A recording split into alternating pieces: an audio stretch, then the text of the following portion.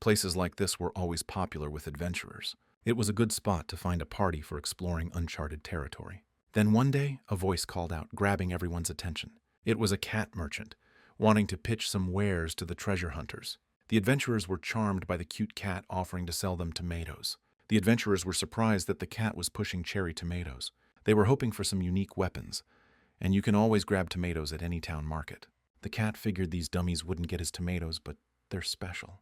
The adventurers didn't get why they were so special, so the cat told them to open their status window. Turns out the tomato speeds up monoregan for 10 minutes and burns 10 grams of fat. The girls couldn't believe one tomato could burn off 1/3 of an ounce of fat. It was insane, and only half a coin each. In a heartbeat, they swarmed him, wanting to buy 250, 300 tomatoes, hell, everything the cat had. One of the treasure hunters had to know where the cat found tomatoes like that. The cat just gave a knowing smirk. Then he said it was a secret. These tomatoes were being carefully harvested by one single guy. The work wasn't exactly hard, just a real freaking grind. The dude figured they'd picked enough tomatoes for one day. He yelled to the rabbits that they were taking a break. The guy squeezed some tomato juice into his glass. He asked the bee buzzing around him for extra honey. The local bee dropped a big glob of honey into his glass. After that, the guy mixed everything up real good. The hero popped the lid and a sweet honey scent drifted out. He started chugging the freshly made juice. The rabbits were totally mimicking his every move. This concoction was called an endurance drink, and the guy was loving the taste and the effect. He got a bonus quest. Deliver honey water to the manager in the tower. No compensation offered. He figured he'd get around to that job a little later.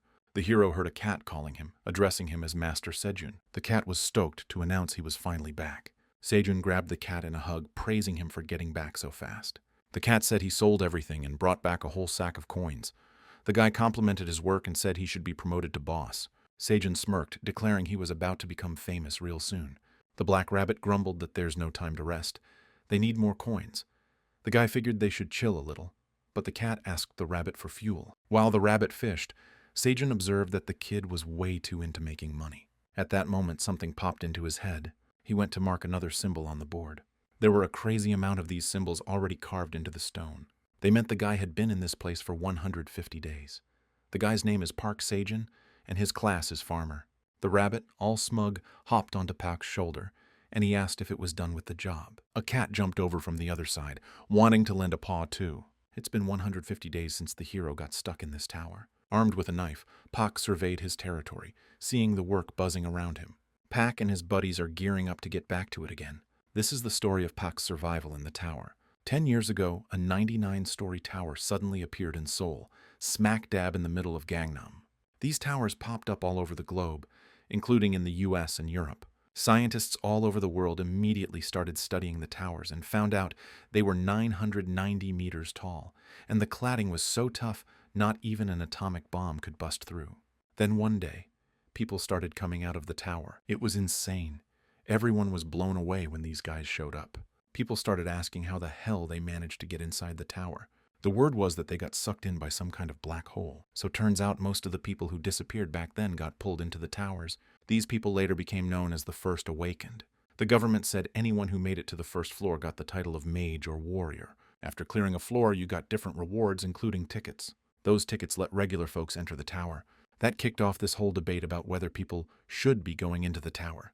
And at one of those debates, someone brought in a little chest. When they cracked it open, a mountain of gold and jewels just poured out. It totally blindsided all the reporters. They were just glued to the sight of all that treasure. This meant clearing the towers was a serious payday. The price for a gold entry ticket started at 150 million won. A lot of people wanted to snag one before the next price hike. But hey, some people thought the whole thing was nuts. Park Sejun, just turned 26, was dreaming about getting a ticket too. He checked his bank balance. He was trying to figure out if he could ever afford one. The guy stopped, lost in thought. He wasn't even sure he could afford it once in his whole life. That really bummed him out. But the hero pulled himself together, and the sting of the impossible dream faded. He decided he'd find a way to save up for that ticket. Maybe he could grow his own veggies and save money that way. He remembered seeing an ad for automated vegetable farming. One day, Sejun would get into that tower and clear the whole damn thing. After that, he'd propose to his idol. That was a freaking genius plan. Out of nowhere, a freaking vortex opened up behind the dude. He didn't see the hole, but he felt it instantly like a gut punch. He spun around, not believing what he was seeing. He knew this thing was going to suck him in. He'd seen it on TV. The guy was stoked a vortex had opened up just for him. He yelled at the vortex, telling it he was ready for some action. But for some reason, it wasn't pulling him in. Suddenly, the vortex started shrinking, and fast. No way was he letting that thing close up on him. So he bolted towards it. In a desperate lunge, he jumped right in. A second later, he hit the ground hard. The ground was solid, so it really hurt. The hero was hoping he'd landed inside the tower. This was the tower, so he figured he'd get his gear now. But for some reason, nothing was happening again. And honestly, this place felt seriously weird. There was some kind of freaky hole up above. The hero realized he was definitely in the wrong place. He yelled at the top of his lungs, asking where he was, but of course, no one answered. Looks like he fell way, way down inside the tower. Meanwhile, he was already being watched from the top of the tower. They were watching him through a crystal ball. He was the one who noticed the changes in the tower. They needed to figure out the cause of those changes as soon as possible. Gotta understand why this guy's on this level. The awakened were saying on the news that the tower was bright and spacious. Apparently, the training grounds are the most important place. That's how the tower was described by those who made it back. But this place was something else entirely. Our hero was blown away by the reality of it all. There was no way out of this cave. There was nothing here at all. And no one could hear his screams. Looks like the hero just got lost in the tower. The thought actually made Sejun laugh. The sound of his phone caught his attention. It was his alarm, which meant Park had been here for a whole day. His stomach rumbles reminded him how hungry he was. Park decided to check his supplies. He had 1 bottle of water, 27 cherry tomatoes, 10 bunches of onions, 7 potatoes, and 1 apple. The hero decided to start with the apple. That apple for breakfast was awesome. Looking at the apple core, Park realized it wasn't going to cut it. Time to break out the sweet potato. Just like the apple, this potato was freaking delicious. Our hero decided raw potato was even better than cooked. Then at some point, he choked on the damn thing. He grabbed a water bottle and started chugging. Now he was stuffed. Sejun figured he just had a killer meal. Little did the dude know how long he'd be stuck here. He's got to find a way out of here before he starves to death. Sejun tried to figure out how long he could last. The dude pictured them finding him all mummified and stuff. Park decided he couldn't give up. Not when he'd dreamed of getting into the tower. He glanced down at the apple core again. The guy decided to dig a small hole. After that, he carefully placed the core inside. He figured he'd plant the bulbs, just eating the leaves for now. Next up, he planted 3 tomatoes and 2 potatoes. That should keep him going until they find him, hopefully. He wished his crops would grow faster. They were his future, after all. The hero heard a terrifying sound. There shouldn't be any monsters on the first floor, but that sound definitely came from one. The guy looked up at the sky. Everything went dark, and he saw a blue moon. The sound got even louder. Fear gripped his entire body. He looked up and his jaw dropped. Soaring through the sky was a real-ass dragon. A black dragon, to be exact. The hero was thinking about how beautiful the beast was and started to fade. Seconds later, he was completely out. The blue moon's glow was affecting the bulbs. At 6 a.m., the alarm went off again. Barely awake, Sejun shut it off. He checked the date to figure out how long he'd been unconscious. Turns out he'd been out cold for 2 whole days. His back immediately reminded him he'd been sleeping in some weird position. His whole body was killing him. The hero realized he was leaning on something. Those onions grew bigger than a freaking man. The hero was totally lost. Didn't get how that could happen. Guess it's all because of the tower's influence. Pack decided to check on the rest of the seeds. He saw that 52 sprouts had popped up. The seeds weren't getting enough shade because of the onion. The hero decided to break it down so the sprouts could get some light. That onion was tough as hell, took some serious muscle. Pack decided to take a bite of the onion. The reaction was instant. This onion's crazy sharp and seriously bitter. If you just take little nibbles, it's actually not that bad. After that, Park pulled out some tomatoes. He figured he'd have some cherry tomatoes for breakfast. He settled down on a rock, surrounded by onions drying in the sun. Sejun held up a cherry tomato, taking a closer look. The sun never sets inside this tower. When the moon blocks the sun, it causes night. They call it a blue moon effect. But the moon only blocks it from the 10th floor and up, and our guy thought he was on the 1st. On top of that, he spotted a dragon. This definitely wasn't a dream. The Phoenix Guild cleared this tower up to the 37th floor 10 years back. Floors 2 through 10 are crawling with skeleton warriors. Goblins have made their home from the 11th to the 20th floors. Orcs are swarming everywhere from 21 to 30. Rumor has it, giant spiders are on the 31st floor. Intel on the remaining floors is classified. Our hero still had no clue what floor he was even on. Maybe he's in a part of the tower no one's ever reached. Looks like it's starting to rain, even though the tower's always got perfect weather. The hero spotted someone up above. He freaked. Was that a monster, seriously? Turns out it was just a bunny. The long-eared dude was checking him out. all curious. Seijin started wondering if the rabbit was some kind of monster. The rabbit suddenly leaped down at Park. The guy took off after it. The rabbit landed perfectly, right on his head. Then it hopped down to the ground. Park was blown away by how high that rabbit jumped. The rabbit pointed at the growing onions. The hero asked if he wanted to try one. Park snapped off one of the plants. The rabbit gratefully accepted the broken-off onion. The bunny started devouring the onion with gusto. Seijin said he could give him more onion if he liked it. The hero noticed the bulbs had grown back fast. He'd have to harvest twice a day. Hearing that, the rabbit got happy for some reason. The rabbit called out to someone above. Park saw another fluff ball jump down towards him. First bunny hopped over to the second one, all excited. The second bunny tipped his hat as a greeting. He was holding a watering can in his other paw.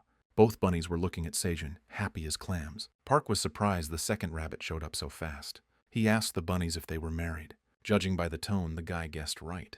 Looks like our hero won't be lonely anymore. Now he's got a couple of rabbits for company. The leek kept growing like crazy. The rabbit was expertly pruning the shoots. The other rabbit was busy watering the plants. The whole time they worked, the bunnies were chattering about something. Both fuzzballs looked pretty pleased with themselves. Seijun still couldn't figure out how two rabbits were doing all the work in his garden.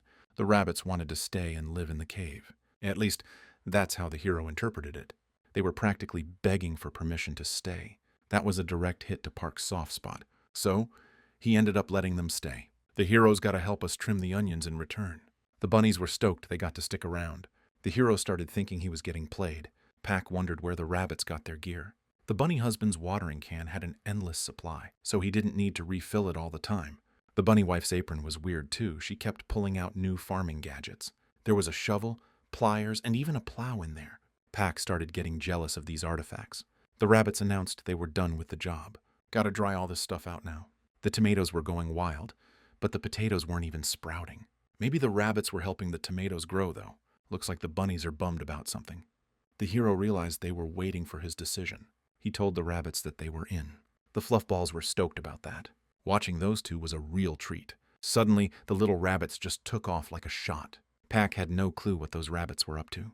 The bunny dudes started digging like crazy. They dug a whole-ass hole real fast. The bunny wife pulled a wreath out from under her apron. She hung it right on the door. So, yeah, they basically built themselves a family home in record time. The bunny husband was just lying next to the house, totally spent. The hero was blown away by how fast they built that place. Puck told the bunny husband he did a great job. The husband didn't even get to finish his reply.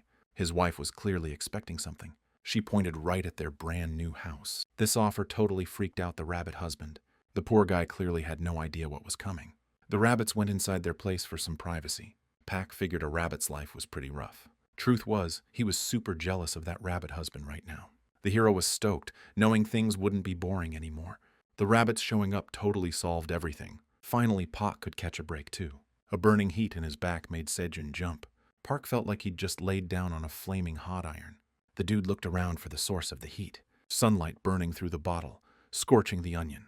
And just like that, Park had a brilliant idea. He imagined himself telling the story of conquering the ruthless Black Tower. The main character in the story never gave up hope. He had a plastic bottle and some dry onion leaves. He decided to use the bottle as a magnifying glass to start a fire. But it didn't work out at all. There was a ton of smoke, but no flame ever sparked. The hero was clueless why he couldn't get it done. The leaves just kept smoldering, nothing else. Pak saw he'd managed to singe the bow a little. Right then, the rabbits hopped out of their burrow. They had no idea what this weirdo was up to. Seijun was really trying hard to get a fire going. The rabbits decided to give the hero a hand. Pak told the bunnies to blow on the leaves. The rabbits puffed with all their might. The dude held the bottle, hoping the three of them could finally get a flame. Hard to say how long they were stuck like that. Finally, they got a fire going. Seijun was stoked. He checked out the massive onion. Ripping one of those bad boys out, he tossed it in the fire. The onion started crackling real nice. That onion was cooked just right. Park quickly peeled off the burnt bits. Only one thing left to do, taste test. He carefully bit off a tiny piece. The rabbits just didn't get the guy's reaction. Pak was losing his mind, said it tasted like straight-up sugar. He was like, "It's a freaking sweet horse galloping across my tongue." Seriously, it was unbelievably good. So the rabbits decided to give it a shot too. The buck rabbit copied exactly what Pak did. Then, the bunny kids both tried the onion at the same time. And they were totally digging it. Everyone was stoked about the new dish. Cut to the next morning, the hero headed toward his lake/pond. That water was just the thing to wake him up. After washing his face, Park checked out his garden. The tomato seedlings had really shot up. The onions were already harvested. The tomatoes had been watered. The potatoes had finally sprouted. Looks like Park's life is finally coming together. A lot has happened lately. After getting fire, Sejun made torches from the onions, lighting up the whole cave. Now you could actually walk around without tripping every 2 seconds. Pak noticed something moving in the water. Next thing he knew, a fish jumped right at him. He barely managed to dodge it. The fish landed on the ground with a splat. Looks like it attacked him because of the torch. Well, now the guy can catch fish in the cave, so now he was cooking fish over the fire too. It smelled unbelievably delicious. Sejun eagerly took his first bite of the fish. This fish was ridiculously good. Pak noticed the rabbits were eyeing the fish too. He was surprised rabbits even ate meat. Soon enough, the blue moon showed up again. The guy figured it only appears every 30 days. At first, Pak charged his phone with his laptop and power bank to keep track, but the battery still didn't last. So Pak started using the old school method. It's been 61 days since he arrived. The dude noticed the rabbits always crash at 7 p.m. and wake up at 5. Something major happened in the cave a couple of days ago. The bunny family just got a whole lot bigger. Pak thought the baby bunnies were totally adorable. Even when they swarmed him, he still felt the same way. Pak considered himself their uncle. The dude was stoked about the mini-eared critters. Sejun told the parents to chill. He'd watch the kids. He scooped up the little guys and ran off to show them the tomatoes. The tomato plants were just starting to bloom. The little bunnies were totally digging the garden. The hero realized he'd have to pollinate the flowers by hand now. To do it, he found a small stick in the cave. His back was killing him after a day of pollinating.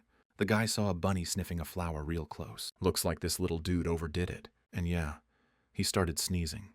Like we knew he would. Pak explained you're not supposed to inhale the pollen.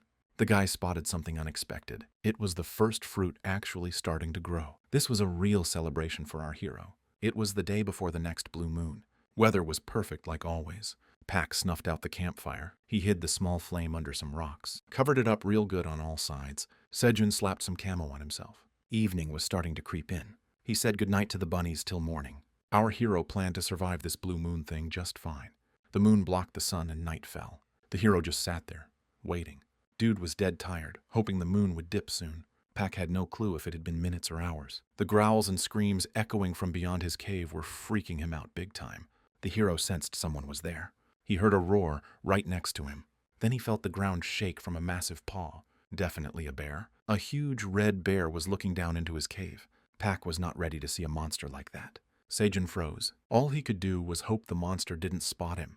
Paku had never been this freaked out before. It felt like the monster was staring right at him. Sejun figured he'd better crawl somewhere else before the monster got a good look.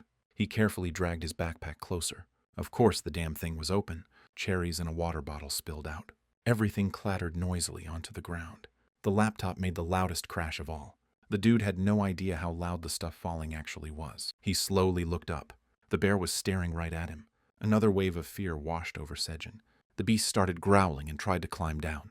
The baby bunnies were actively tugging at the main character. In his sleep, Sejun asked his mom for just one more minute. The rabbit husband decided to wake Pak up with a slap. The hero instantly woke up, throwing all the bunnies off him. He didn't understand what happened or where the blue moon went. The guy looked at the sky and saw the sun was shining. He realized he'd passed out again, and now his whole body was aching. Sejun tried to piece together what happened last night. First, he saw the monster. Then, the monster saw him. A huge bear roared, trying to get at him down below. Its roar was terrifying. Even the memory of it made him uneasy. He knew he could have died. The stress still had him shivering. Rabbit Wife remembered the little light she'd stashed away. These rabbits started a fire. Puck scooted closer, trying to get warm. The lady rabbit brought him a fish. That warm fish really got his appetite going. Sejun instantly felt better. He was thinking about the monster, wondering if it noticed the other monsters in the cave, and honestly, he might not be so lucky next time. Gotta figure out some kind of defense, can't just rely on luck. The dude was racking his brain about what he could do right now. All while he was scarfing down that fish. He figured he needed to eat as well as he could while he had the chance. His breakfast was interrupted by the rabbit husband. The guy noticed the rabbit was all worked up about something. One of the tomatoes turned blue overnight, and it wasn't a cherry tomato anymore. It was golf ball sized. The guy thought it was kinda cool the tomato went blue. He figured that's how it ripened, maybe. Suddenly, a virtual window popped up. It said he'd completed the quest to collect fruit charged with the energy of the blue moon. The hero was freaked out by the system window appearing. Pak's achievements caught the tower manager's attention. The manager's got his eye on him, and he's already pissed. Park didn't get why the manager was so ticked off. Turns out, the dude crashed the tower without an invite. The manager was planning to fix that little problem. Sejun was floored that his showing up was considered a screw-up. He snapped at the manager, asking why he noticed the mistake so late and saying he wanted to go home. The manager figured the kid had to be taken care of, so nobody would find out about the blunder.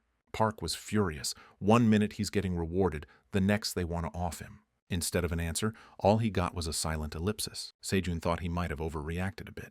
The director's making Park into an awakened. That's when Sejun felt the energy swirling around him. It hit the guy. He was officially awakened now. The hero waited for his class assignment. Any second now he'd know his new status. The notification popped up. Farmer, rank F. At first, Park was stoked. But after reading it again, he was totally bummed by the status. He got disease resistance and could gain experience by harvesting crops. The guy figured it had to be some kind of mistake. System dump on Park's stats came back, all level 1 across the board. The hero was seriously not digging this. They didn't even bless him with a talent. Ordinary talent was a real punch to the gut for the guy. He pictured himself on a TV show. The host introduces Park as the dude who cleared a dungeon with 0 talent. The host asks the hero what his class is. Grinning, the guy replies that he's a farmer. Even in his head, that whole scenario felt super lame. He got so pissed he wound up to throw a tomato at the window. The hero stopped dead. He realized the rabbits were staring right at him. The whole bunny family was freaked out by Park's behavior. Sejun felt like a total dork. The cave went silent, except for the crackling fire. That kind of calmed the guy down after he'd blown his top. He looked at the first ripe tomato. Both he and the bunnies had worked their tails off to get this first harvest. The hero chilled out and gave a little smile. He told the bunnies it looked like he was going to be a farmer now. He took another good look at that tomato. Another system window popped up in front of the hero. It was tomato info. Restores 0.05 mana. So the dude grew a one-of-a-kind vegetable. And it turns out the tomato is actually an item. Park was stoked about his first vegetable, especially a unique one.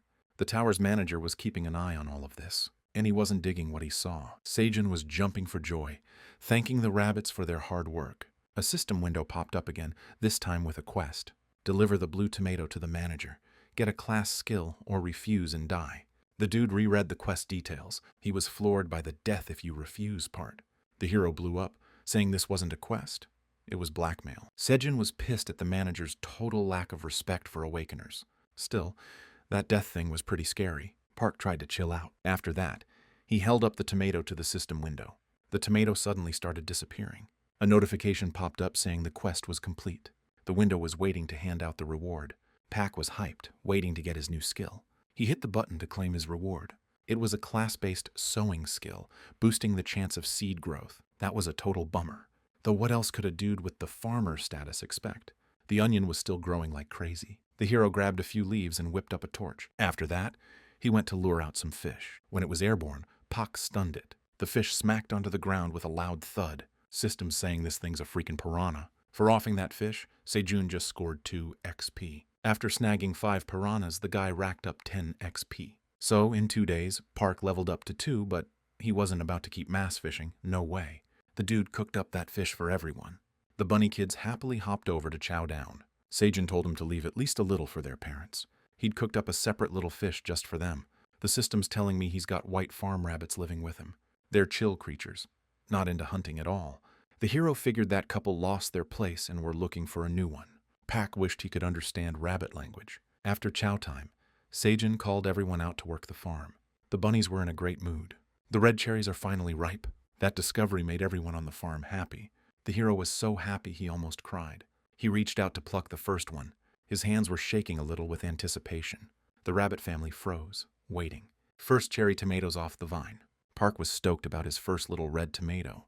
A notification popped up saying he got 10 XP. This magic red tomato burns 10 grams of fat and boosts MP for 10 minutes. Even though the boost was small, Park was still super happy. I mean, if he eats 10 cherries at once, the effect lasts an hour. The hero checked another tomato, and it gave him the same result. The guy started harvesting the ripe tomatoes. He accidentally picked an unripe tomato that gave him less XP. So looks like the unripe cherry tomatoes aren't considered items. Turns out this ain't as simple as I thought. Grindings got Puck to level 4. Time for a breather. He decided to give one of those cherries a taste. Before he could even swallow, he heard little paws stomping. A whole bunny family stood there, totally pissed off. The dude apologized and offered to share the veggie with them. The bunny dad, still looking mad, grabbed a cherry. Puck suggested they celebrate the first harvest together, as friends. Everyone tried the tomatoes at the same time. Finally, the hero gets to see what all the fuss is about. He savored his first tomato, chewing it real slow. The taste was totally different from regular tomatoes. After eating, Seijin decided to chill for a bit. He pictured someone setting off fireworks, exploding real pretty against the night sky. The dude didn't expect the firework to be that awesome. Park compared the tomatoes' taste to fireworks on a summer night, melting in his mouth, leaving a sweet and sour aftertaste. The hero remembered what summer was really like. Just thinking about it made him tear up. The rabbits didn't get why the guy suddenly got so sad. They kept on hauling those tomatoes. The storage spot kept the veggies from baking in the sun. They layered onion greens on top of the tomatoes. The hero chilled out, watching them work. He noticed the kids were big enough to actually help their parents. The hero decided to grab some shut-eye. He was out cold in just a couple of minutes. Not even 10 minutes later, a new quest notification popped up. The dude just rolled over and kept on sleeping. The notification blasted a loud sound. Pack hustled and got those tomatoes together, handing them off to the manager. Seijin was beat, but he still wanted to check out his reward.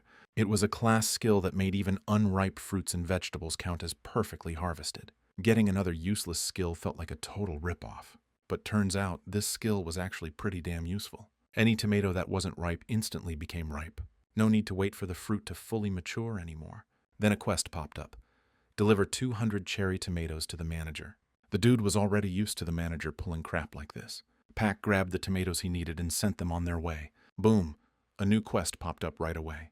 These quests were coming non-stop, and the tomato requirement just kept going up. Now, they wanted 500 tomatoes. That number just sent Seijin into a rage. He straight up said he was done with the quest. The system chimed in, saying the tower manager was surprised. This was Park's first ever rebellion against the guy. Seijin yelled that they needed to eat too, and the manager had no damn conscience. The manager didn't give a crap about the farmer's problems, he just wanted his tomatoes. Looks like this was the final straw for Park's patience. Dude worked his tail off day and night to get that crop grown. This manager thinks all he did was plant seeds, so he's basically saying, it's no big deal. The guy realized the manager had absolutely no clue what was actually going on, so he told the manager to shove it and refused to send the tomatoes. The manager was completely flipped out by that response. Seijin just turned around and walked away from the system window. The window started bugging him, asking if he was sure he wanted to refuse the quest. The system was like, yo, you'll die if you refuse, remember? But there was no way he was giving anything to some guy who thinks all he did was plant seeds. This manager thinks the farmer just plants seeds and that he should just obey the manager. Pack believed that every job deserves fair pay, and if the boss doesn't get that, he's a lousy boss. That line really hit the manager hard. The dragon was actually thinking about what the kid said. He almost apologized, but caught himself just in time.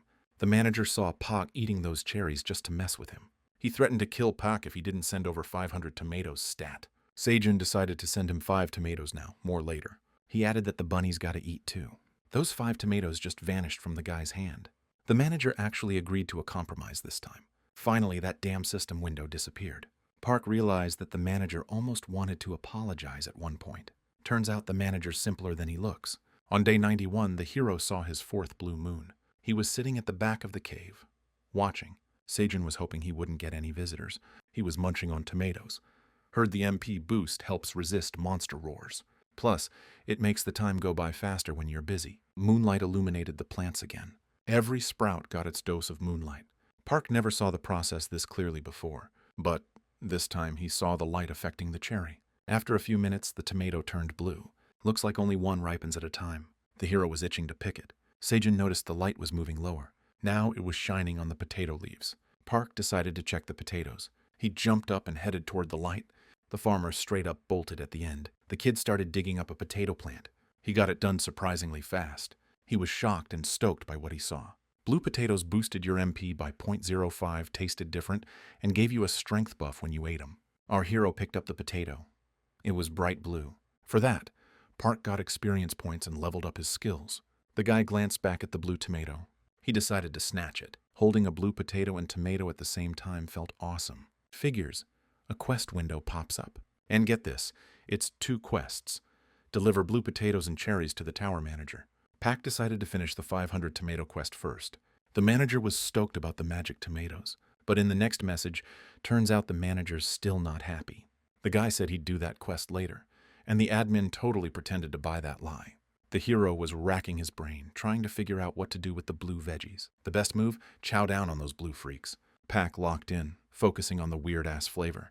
The rush of emotions started making the hero shake. It felt like a flavor explosion was happening in his mouth. He wrapped the potato and tossed it into the fire. Sejun wished he had some foil right about now.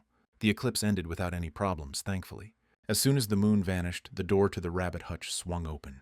A whole horde of bunnies came tumbling out. They caught a whiff of that amazing smell coming from the campfire. Pack showed them the roasted blue potato. He had to divide it up so everyone got a fair share. Suddenly, a male rabbit blocked the path to the potato. Ears was pointing at Puck, telling his family something. He wanted Sejun to eat all the potatoes. That was actually really sweet. Puck thanked his bunny husband for looking out for him. He hoped they'd never find out about him secretly scarfing down that cherry. All right, if they're offering, I'm eating. Our boy took a bite of the blue potato. It was freaking scorching hot. He compared the heat to burning coals. That dropped potato looked so damn good. The bunny dad was going to try it, but the kids beat him to it. They happily started munching down on the veggie chunks. Seconds later, they felt that intense heat too. Just like Park, the little bunnies spat it all out. That caught everyone completely off guard. Even on the ground, the potato was steaming from the heat. Park announced they needed to focus on growing potatoes now. The rabbits didn't quite seem to get what he was saying. Sejun forbade the bunnies from eating any potato sprouts from now on. That news was a total disaster for the little guys. They begged the guy to reconsider his decision. To get the bunnies hyped, Park promised them a special treat at the end of the job. The hero really emphasized the word treat, and it totally worked on the bunnies. They started working with a ton of enthusiasm. Sejun suggested not cutting the onion, so they could collect the seeds. He figured the seeds could become an item. The bunnies were digging holes super fast. They split up the tasks, some dug, others planted the leaves. The whole job was done carefully and quickly. The bunnies didn't waste any time planting the new field. Papa Rabbit strolled along with a watering can, soaking the fresh plants. The little guys were already itching for the promised treat. Sometimes they'd sneak a bite of the leafy greens, which earned them a smack from their old man. Harvesting the crop was also a piece of cake. Our hero leveled up his skills and scored some experience points. At some point, the hero hit rank F. Pack decided to chill and grab a snack. A notification popped up saying the manager was curious about what's for lunch today. Sejun was definitely taken aback by that message. The manager's nosiness kind of pissed him off. Park announced it was snack time, everyone. The bunnies hopped over, expecting some treats from him. Roasted cherry tomatoes were on the menu tonight. Everyone got their own little makeshift skewer. Sejun warned them to watch out. The tomatoes were hot. Park figured he'd dig up some potatoes for dinner. Didn't have to dig for long, though. He pulled up a whole plant loaded with some big potatoes. System's showing me the stats on these crops. This veggie burns 10 grams of fat and boosts strength for 10 minutes by 0.1 megawatt hours. Pack dug up 15 taters total. Each plant gave him 5. The dude spotted another sprout nearby. He carefully planted it. He didn't want a single sprout to go to waste. Thanks to the skill, the sprout's growth speed slightly increased. Turns out only his plantings were helping to level up his farming skill. He told the bunnies to chill. He'd plant everything himself. The admin was keeping a close eye on the guy. He was trying to copy what the farmer was doing. Just like the dude, the manager roasted some tomatoes over the fire. The dragon gave the fried tomatoes a try. They were so bitter. They were totally inedible. Then the dragon realized only the outside was bitter. The inside was sweet. The dragon went back to watching the farmer again. Right then, the guy was chowing down on some fried potatoes. The manager thought that kind of behavior was unbelievable. He was pissed that they didn't share the potatoes with him. So the human didn't share potatoes with the great black dragon, Aileen Fratani. A system window popped up with a quest. It said I gotta rush a single fried potato to the manager. Honestly, at this point, it wasn't even surprising. Pac said he'd get to it later. The dragon was all do it now, but Puck wanted a reward first. Eileen double-checked the quest details. Boom! A class skill showed up as the reward. So, Sejun finally sent the potato to the manager. Right away, the hero decided to test out his new skill. It unlocked a seed shop, available one time every 30 days. Pac was stoked he could buy stuff without even leaving the cave. Sejun pulled up the seed shop. Seed shop activated just like that. First thing that popped up was a blank purchase history. It hit the hero. He was flat broke. Just then, the system gifted him 1 tower coin. Notification: 1 coin has been credited to your account. The kid definitely wasn't expecting a gift like that. The notification showed the tower coin symbol. Each one of those coins was worth about 1,000,001. This store was showing off 3 random types of seeds. You could only pick one of the choices they gave you. He got offered zucchini, red pepper, and carrot seeds. Making a quick choice was just impossible. The dude didn't see the point of zucchini or red peppers, left him with only one option. When Park mentioned carrots out loud, every rabbit snapped their heads at him.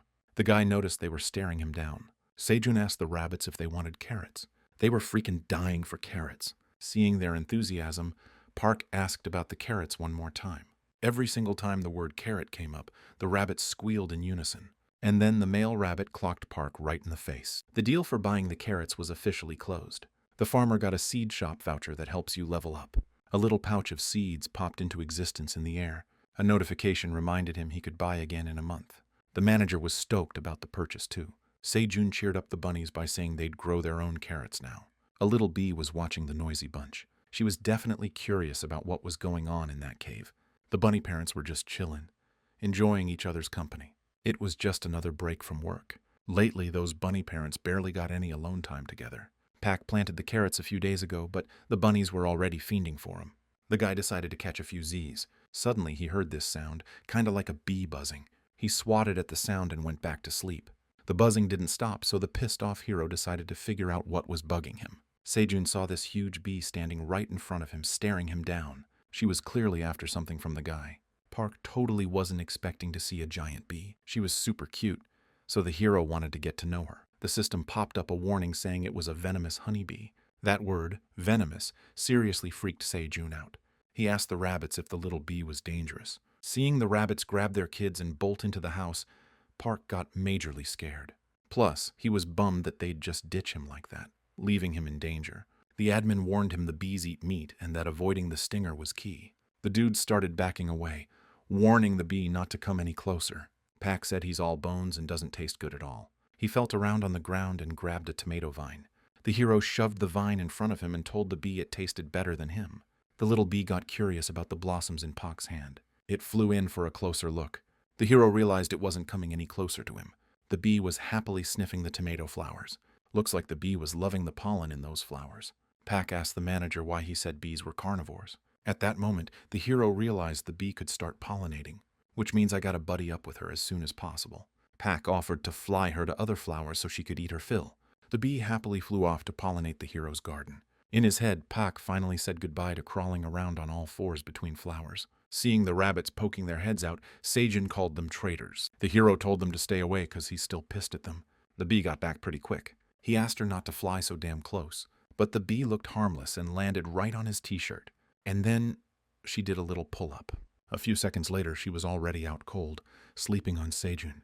The hero just hoped the little bee wouldn't sting him in his sleep or when she woke up. And just like that, Park had another new member of the family. The hero glanced at the calendar.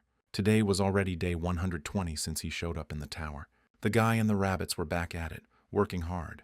The baby bunnies were getting super playful, making it hard for Park to harvest the tomatoes. The bunnies hopped a little further away and kept playing. The bee did all the pollination work like a champ. She'd been living with the dude for a couple of weeks now. That bee started showing up every morning, pollinating the flowers and buzzing back to the forest by evening. Sejun was eating lunch when it hit him. That bee probably lives all alone. Just a couple days ago, it started producing honey, which meant the dude now had an onion covered in honey. And honestly, the onion tasted amazing. Sejun chuckled, remembering how he originally thought that bee would only cause trouble. The guy figured he'd have a ton of honey pretty soon. Out of the corner of his eye, Park noticed the fading message saying the admin was happy for him. He glanced at the calendar and realized the blue moon was coming up soon. Just the thought of it made him uneasy. He was really hoping this time things would go smoothly. Day 121 up here in the friggin' tower. Sejun stashed all the grub, noticing that the little bee hadn't buzzed by lately. The dude was watching the rabbits. They were being extra loud today. He almost asked if they were heading back to their burrow, but seeing the parents hug their little ones, he shut his mouth. Something about it just felt off. Park was so surprised, he totally blanked on what he was going to say to the bunnies. Then suddenly the parents bolted towards their den. Park was clueless why they both rushed inside like that. The rabbits turned around and waved happily to the kids. Then, they shut the door behind them. Sejun couldn't figure out why they'd leave the little ones alone on a blue moon night. A few minutes later, the moon blocked out the sun, and night fell. The hero realized he was hearing some seriously creepy sounds behind him. Those cute little bunnies had turned into massive monsters. The guy was seriously hoping he wasn't about to get ripped to shreds. The hero had no clue what was going on with these rabbits. Their glowing red eyes and snarls were terrifying. It felt like they were about to tear each other apart, right then and there. In a split second, every single rabbit lit up like a Christmas tree. Their ears shrunk back down to a normal size. Then, their bodies followed suit, reverting to their original forms. And just like that, they were cute, fluffy bunnies again.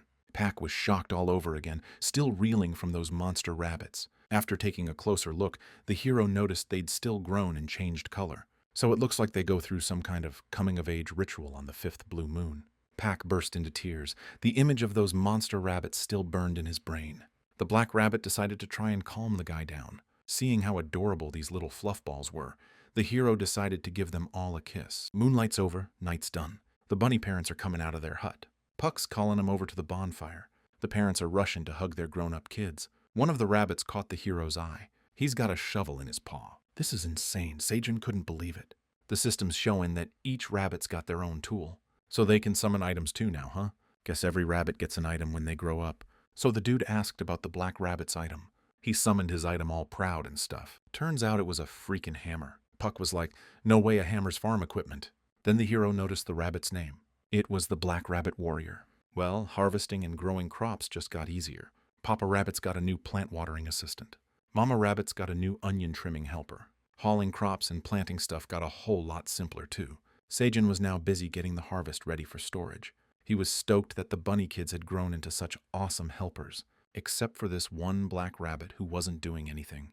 There just wasn't a good job for him around here. Seijun started racking his brain, trying to figure out how to use his warrior skills.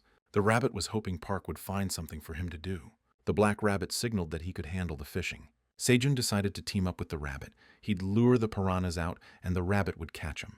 Park grabbed a torch and started waving it around like crazy. It didn't take long for the fish to show themselves. Black Rabbit leaped into the air ready to strike. He swung at that fish with everything he had. Rabbit was feeling pretty good about that hit. Except, looks like floppy ears went a little overboard. That fish is now smeared all over the cave wall. There's no way they're eating what's left of that. The bunnies and Puck sadly stared at the fish remains. It tasted awful and looked totally gross. Puck tried to cheer up Rabbit, saying he'd get it next time. Every day, the rabbits got better at using their inventory. All right, time to open up shop. The message said Park could buy one item. They offered him watermelon seeds, sweet pumpkin, and corn. Seijun was surprised the prices were so jacked up this time. He only had enough cash for the corn. Hunters in the tower got coins in 3 ways. One was clearing floors. Another way was hunting monsters and selling their bodies to traveling merchants. The third way was doing quests, but Park couldn't leave the cave, so quests were out. Seijun remembered the manager sometimes gave him quests. Looking up, the farmer called for the manager and asked for quest rewards in coins. The manager said he'd give the kid whatever he wanted, but only when he got older. Park asked how old he had to get for the coin quests. The manager told him at least 300 years. Park was pissed, because that meant only his great-grandkids would get the coins, but he wasn't going to have any, because there's nobody around to even make them. The admin just closed the chat window. Seijun went back to buying seeds, deciding to grab whatever he could afford. He ordered corn, the kind you can grill and grind into flour. He got a notification saying he bought the corn, and 0.5 coins were deducted. The hero also got 5 vouchers. A little bag of seeds just appeared. The dude checked the corn seeds. Pac thought the seeds were looking prime. Seijun called everyone to get to work. Feeling hungry, he figured they should eat first. Black Rabbit had caught some fish, and it was already frying over the fire. The whole crew stuffed themselves, and the hero decided to dry the leftovers. The little bee flew over again. It's been a frequent visitor lately. Pac reminded her she was always welcome here. Suddenly, the bee snapped its head upwards. Black Rabbit was looking up there too, hammer already activated. Pac freaked, thinking it might be some kind of monster. Seijun heard a voice saying he wasn't just some cat trying to swipe their fish. The hero was surprised a cat showed up, so he asked what he was there for. Meanwhile, the cat boldly jumped inside the cave. Like all cats, he landed on his feet, nice and smooth. The cat stuck out a paw and gave a greeting. The cat wondered if the guy in front of him was Pak Seijun, the buyer. Then the cat introduced himself as Theo, a wandering merchant. That was the day Pak met his first wandering merchant, who happened to be a cat. Seijun didn't show it, but he's a huge cat lover. The dude, all bored, was like, "What's the cat want from me?"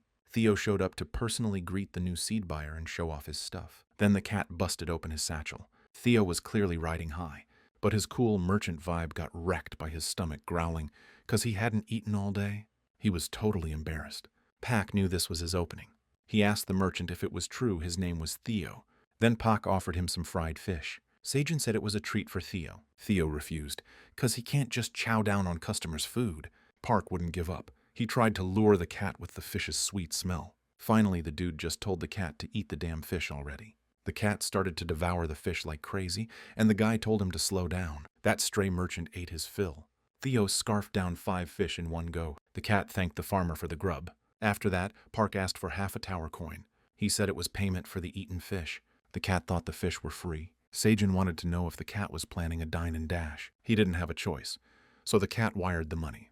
While Theo was bummed, Park was stoked about his first payday. Theo was crying because he came to make money and ended up spending his. The merchant steeled himself and decided he'd sell something to that guy, no matter what. So he reached back into his bag again. Theo said these were super rare finds from the upper floors. Among the goods were a mini fan and a hand warmer. Park called him out, said those weren't from the tower, which pleased the cat. He started pitching a magic cup that keeps your drink at the perfect temperature. He called a fan the master of the wind. Pack cut the cat off and apologized for interrupting the merchant. The farmer called all that stuff junk.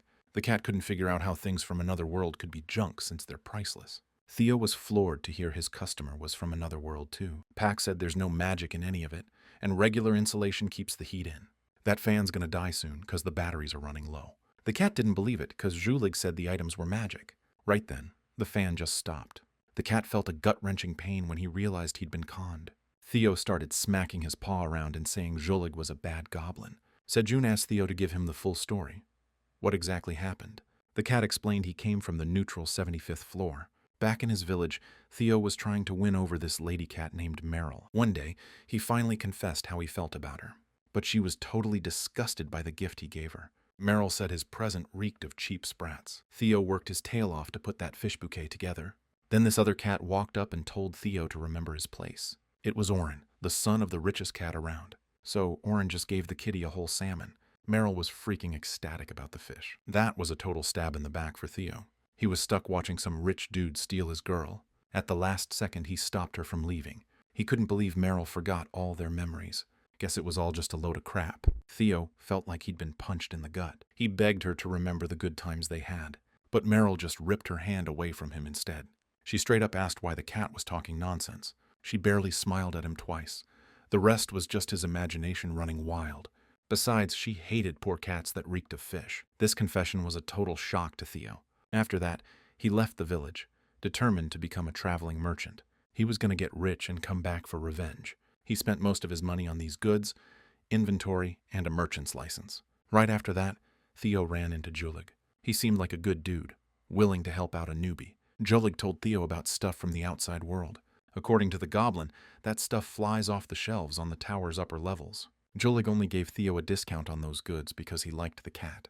If Theo doesn't want them, Julig won't sweat it and will find another buyer. Julig also showed him a map with the location of the seed shop's new owner. For such invaluable intel, Julig just asked Theo to cover his beer. And just like that, Theo handed over his last bit of cash to Julig. Theo figured he was a total loser. Not only did he buy junk, but he gave his last dime to the buyer. Sejun realized he was dealing with a complete sucker. A second later, Park had a brilliant idea pop into his head.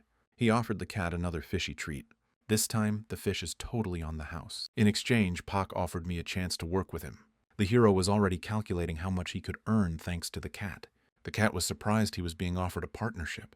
Pack said he was actually looking for someone to sell his tomatoes. Theo thought he wasn't a good fit, since he didn't know anything about sales. Sajin said mistakes happen, and that he was touched by Theo's story. The cat started to believe that they really wanted him as a partner. The bunnies confirmed that they wanted to work with Theo, and just like that, the human and the cat were already sharing drinks. The cat was seriously creeped out by all this. Sajin double-checked if Theo was really dead broke and couldn't buy any new stock. If that's the case, then Park's got a killer offer. He suggested Theo hawk his goods outside and get a cut of the profits. To start, that'd be like 3 to 5% of the take. Theo was freaked out thinking about how much he'd have to grind for that chump change. The cat figured the customer was trying to rip him off too, but that wasn't the whole deal. Not even close. On top of the cash, the cat would get 10 fried fish every week. That tasty fish made it hard for the cat to refuse, but he still remembered how Julig had tricked him. But those thoughts were killing the taste of the fish. The cat demanded 10 more fish on top. Pack knew the deal was going to happen. The hero said he could even do 15 since he was in such a great mood today. Theo couldn't believe he was about to get 25 fried fish right now. Plus, Every time Theo came back, free food would be waiting for him. Pack really hammered that point home. Theo thought it was an unbelievable offer. The farmer asked if the cat had any paper. Theo found it in his backpack. Sejin grabbed a pen right away. Theo and Park signed the contract. The dude congratulated the cat on the deal. That's when it hit Theo that he'd actually signed a contract. He wanted to rip it up right then and there, but it was too late. It was a lifetime contract where Theo had to sell Park stuff and get paid once a month with cash and fried fish. The cat was freaking out about what he'd done. Park had heard that contracts in the tower were unbreakable. Theo was like, "Why are we even focusing on how to say meow and enya?" Seojin just told him the merchant would get it when the time was right. The cat said maybe the deal's off because there's no guarantee he'll even sell. Park figured Theo had nothing to sweat since he's a killer salesman. Park was laying on the compliments, making the merchant super stoked. Theo asked what exactly he was supposed to be selling. The farmer just grinned and said, "Cherry tomatoes." That was seriously out of left field. Seojin plucked one of the tomatoes right off the vine. He held it out for the merchant to see. Theo checked the stats and asked the price, figuring they'd max out at 0.01 coin each. Sejin priced them at 0.05 coins. Theo didn't think anyone would buy the cherries, so he figured this was a way to break the bad contract and eat fish for a month. The cat asked how much he should take with him. Pack replied to start with 1,000 tomatoes. The hero immediately prepped his reward, 25 fish. Thanks to the magic knot, the cat could easily grab all the goods and the fish in one go. All he had to do was toss the untied cloth over the items. The fish and cherries started getting sucked inside. A few seconds later, everything was completely gathered up. Sejun was instantly digging how practical this bag was. The cat was getting ready to bounce. He hopped right up and gave us a little wave goodbye. A few days later, up on the 38th floor, the hunters were going at it with a local monster. That monster attacked quick and dirty. The mages threw fireballs at it, no holds barred. Then the team leader just chopped the monster's head clean off. The group was stoked they'd taken down the monster. Team leader told everyone to pack it up and deal with the body. The girls in the group, like always, tried to bail early. The noise from the bushes got everyone's attention. They immediately braced themselves for a fight, but it turned out to be just a little cat. Plus, it was talking and offering to show them something cool. Someone in the group recognized the cat as a wandering merchant. The girls immediately thought he was adorable. Sejin told the cat using slang would help grab attention. Theo now understood how useful his partner's advice was. The cat dramatically presented some cherry tomatoes. The hunters were surprised that the cat brought tomatoes. The raid leader just turned around, said we should be trading meat or bread, not tomatoes. Theo chuckled, called those guys dumb, and said these weren't your average tomatoes. He suggested they check out the cherry tomatoes' properties in the system. The mage saw the veggie boosted mana by 0.01 for 10 minutes. That was practically nothing. And the price of 0.05 coins? Outrageous. The guys were already walking away, but for some reason, this one girl didn't budge. She was glued to the line about losing 10 grams of fat. The girl gasped and reread the part about losing 10 grams of fat again. That got the attention of all the girls in the squad. They all started carefully reading the tomatoes' properties. Once they realized tomatoes burned fat, the girls started yelling over each other, saying they'd buy cherry tomatoes from the cat. The guys were totally lost about what the fuss was all about. The vendor asked everyone who wanted some to form a line. Meanwhile, Pak leveled up. Sejun was thinking about Theo and hoping he was doing okay. The hero was sure that this fat-burning thing was going to make his product a huge hit. Besides, the tomatoes are seriously delicious. Sejun was confident the tomatoes would sell like hotcakes. Because, let's be real, tomatoes are basically a super effective diet. Theo was blown away by how fast he sold out of all his tomatoes. The farmer gazed at the carrot seeds that had sprouted. The seed germination rate was about 70%. For the new cherry seeds, 732 out of 1,200 sprouted. The potatoes and corn from the store also sprouted at around 60 to 70%. So, it looks like 70% is the overall germination rate for the store's seeds.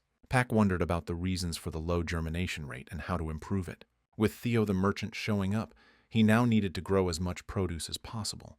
The hero turned around at the sound. Rabbit Hunter was busy trying to catch some fish. He skillfully tossed the torch over the lake. He just drew the piranha's attention. That rabbit just jumped crazy high. He managed to stun every fish that jumped out of the water in a single bound. Looked pretty damn awesome, if you ask me. Sejun complimented the rabbit's skill development. The rabbit's body started glowing, looks like he leveled up. The hero had seen white rabbits level up, but never a black one. The black rabbit stood proudly before his brethren. Sejun suggested they take a break. The farmer was finally going to get some coffee. The instant drink was in the thermos. Neither Theo nor the goblin thought to open the lid. If Theo had seen the coffee, Sejun would have had to blow all his cash on him. This coffee will be awesome. even without hot water or ice cubes. B added honey to the bottle. Honey Americano ready to go. A sip wipes away tiredness and hunger, and most importantly, it tastes incredible. The guy offered the black rabbit some coffee. The rabbit immediately tried the drink. Looks like the flavor blew the bunny's mind. He spat it all out right away, which cracked Seijin up. The dude's attention snapped to the little bee. Park waved his hand and called her over. The bee happily buzzed right over to him. It was only then Seijin realized there was a whole hive near the bee. The bee decided to move into the cave full time. He got a quest from the admin to send him 10 tomatoes. Park was relieved the admin wasn't making demands with death threats anymore. The hero sent the tomatoes and got a thank you in return. Park mentioned that it felt good to get acknowledged by the manager. That's when it hit him. He started questioning his own actions. He realized the manager just played him like a fiddle and got exactly what he wanted. Life in the tower just kept chugging along at its own pace. Jolig was downing another mug of beer. He couldn't figure out why Theo hadn't come back yet. His buddies were scratching their heads, wondering why Jolig even wanted that cat. Jolig sold him junk, leaving him flat broke. His friends still couldn't wrap their heads around Jolig's angle. Jolig was planning on giving him milk and some cash for another sweet opportunity. The cat'll end up working his tail off for ages just to pay back that loan with crazy interest.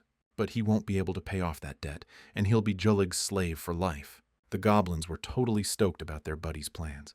All we gotta do now is just wait for the cat to come back. The goblins decided to check out today's merchant rankings. Jolig finally cracked the top 1,000, barely making it in at 999. His friends thought that was a freaking huge deal. This goblin decided to see who was ranked higher than him, and he saw something he wasn't expecting at all. At number 982 was Theo. The friends started whispering, and Jolig started to boil. The goblin slammed his fist on the table, overwhelmed by emotions. He knew there was no way the cat could have sold that stuff, not for that price. Theo's finally back. The merchant was feeling like a total hero. Seijin rushed at Theo, yelling about where he'd been all this time.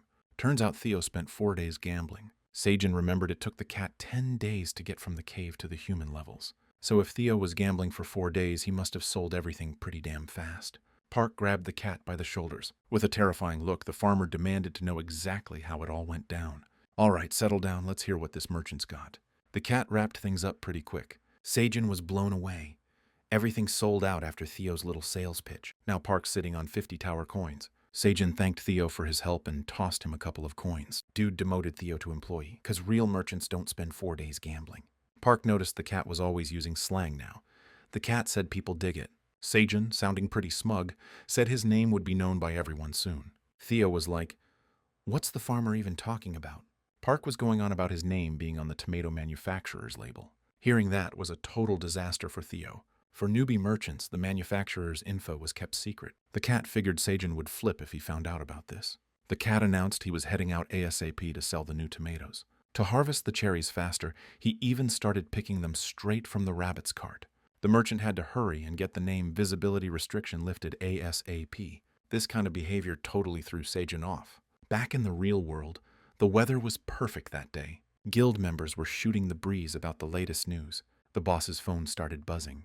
"My girl was stoked about those cherry diet bombs, Dad, and begged me to get more." Reading that made the old man stay. I mean, for the first time since she started dieting, she was actually in a good mood. He gave his daughter 20 tomatoes, handed the rest to the team, and now Donchik's plotting to buy up every tomato that Kat's got.